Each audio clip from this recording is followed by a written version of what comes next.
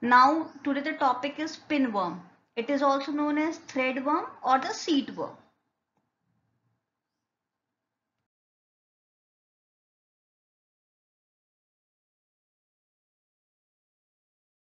To the topic Enterobius vermicularis. It is also known as human pinworm. It was formerly called as Oxyuris vermicularis, but now it is called as Enterobius vermicularis. If you divide the name, you will get why it is called Enterobius vermicularis. Enteros means intestine, bios means life, vermicularis means small worm.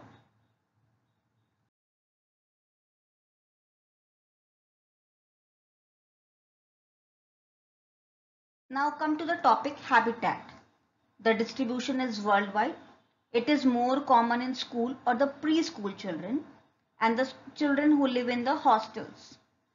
It's more common in the crowded condition and it is more common in the temperate than the tropical countries because here the temperature is cold, so people bathe and change their clothes infrequently. They are most common in the body inside the cecum colon.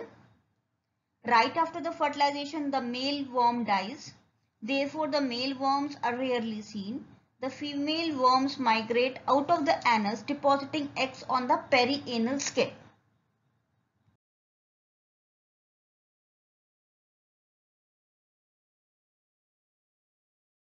Morphology. Adults are short, white and with pointed ends. They look like bits of white thread. They are shaped like a pin, as their name is.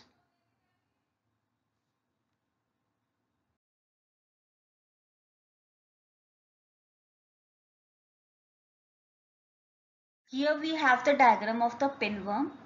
You can study the various structures like the mouth, vesicle, bulb, esophagus, intestine, the opening of the vagina, and the anus.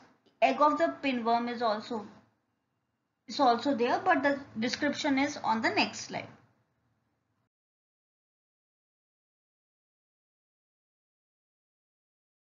Differentiation between the male and the female worms. For the difference, there is a slide on the next page. You can compare it with that slide. The male is 2 to 5 millimeter in length and 0.2 millimeter thick. It has a curved posterior end, whereas the female is 8 to 13 millimeter long and 0.5 millimeter thick. It has a sharply pointed posterior end.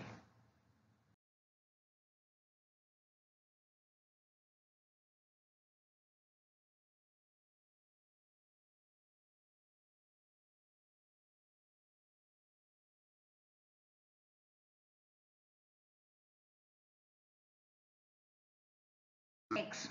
They are elongated and oval. They are translucent. They measure 50 to 16 μm by 20 to 30 μm.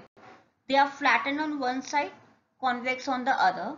The eggshell is double layered. It is very thick but transparent. The outer albuminous layer is very important as it sticks to each other and to the clothes, which helps in the transmission of the eggs. A single female lays about 5,000 to 17,000 eggs. When all the eggs are laid, the female worm also dies or gets crushed by the host during scratching, and the worm is usually seen in feces. For comparison, I have given the diagram of eggs in the previous slide and in the continuation of this slide also.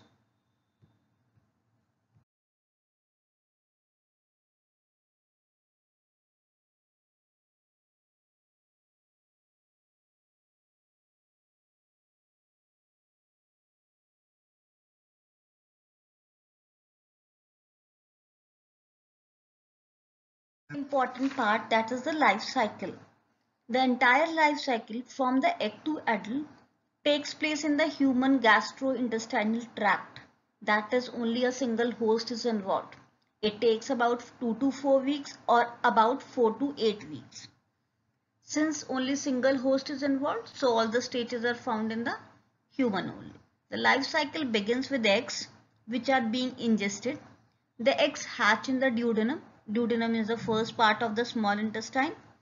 After emerging, the pinworm larvae grows rapidly to a size of about 140 to 150 μm and migrate through the small intestine towards the colon. During this migration, they molt. The male and the female pinworms mate in the ileum, that is the last part of the small intestine. As you know, the small intestine consists of duodenum, jejunum and the ileum, where after the male pinworms usually die and are passed out in the stool.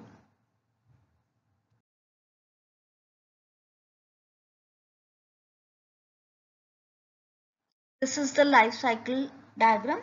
You can have a look, study with the PPT, and I have more diagram of life cycle in the next slide also. Gravid female pinworms settle in the ileum, cecum and appendix and the ascending colon, where they attach themselves to the mucosa and ingest colonic contents. Almost the entire body of a gravid female becomes filled with eggs. The estimations of the number of eggs in a gravid female pinworm range from about 11,000 to 16,000. The egg-laying process begins about 5 weeks after initial ingestion of pinworm eggs by the human host. The gravid female pinworms migrate through the colon towards the rectum at a rate of about 12 to 14 cm per hour.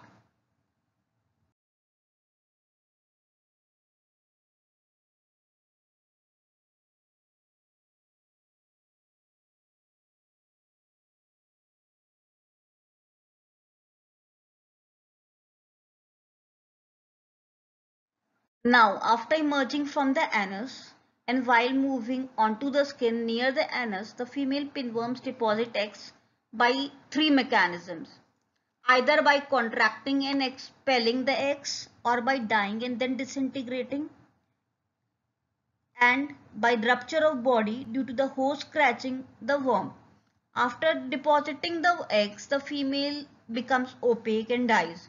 The female emerges from the anus to obtain the oxygen necessary for the maturation of the egg.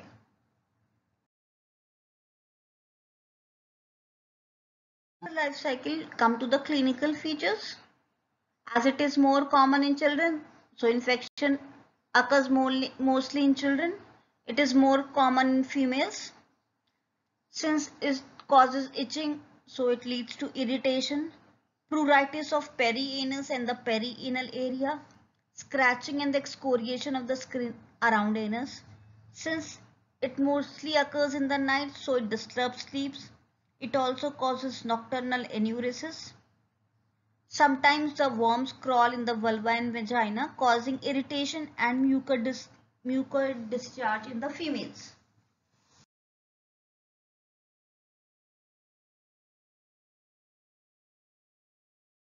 Now comes the diagnosis. There will be history of perianal pruritus, especially in the children.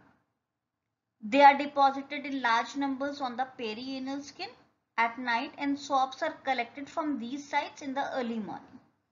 We can also take swabs from the perianal folds.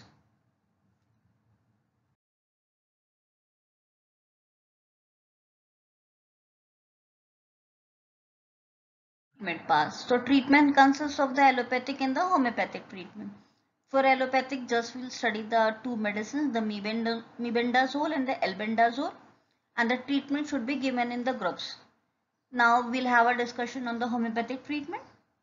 So the medicines for the homeopathic treatment are the cinna, sulfur, spigelia, caladium. But for the homeopathic treatment, you always have to consider the constitution of the patient.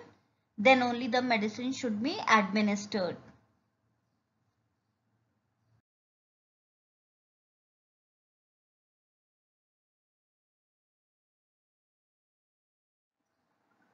Now comes the preventive part of enterobius.